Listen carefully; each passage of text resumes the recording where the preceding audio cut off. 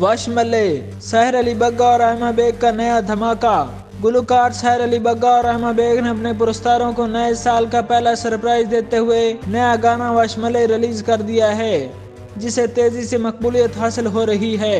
सहर अली बग्गा और अहमा बेग का शुमार मुल्क के मकबूल तरीन गुलकारों में होता है, जो फिल्मों और ड्रामों के अलावा भी बेशुमार गीत गा चुके हैं। अगरचे दोनों ने ज्यादातर अलग अलग ही गाने गाए, लेकिन जब इन दोनों की आवाज को पहली बार इकट्ठा किया गया तो इसके नतीजे में सानू यार मना मनाए जैसा गीत सामने आया, जिसने बहुत मकबूलियत हासिल की। ये गाना कोक स्टूडियो के सीजन 10 में रिलीज किया गया था।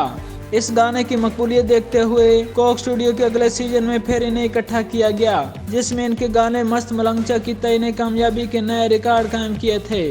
कोक स्टूडियो के ही सीजन 12 में इन दोनों का गाना ढोला भी पसंद किया गया था। अब काफी अरसे बाद इनका मुश्तरका गाना वश मल्ले रिलीज हुआ है, जिसकी खास बात यह है कि ये उर्दू, पंजाबी और बलोची जबान में गाया हुआ है, जो गुलकारों का पहला तजर्बा है।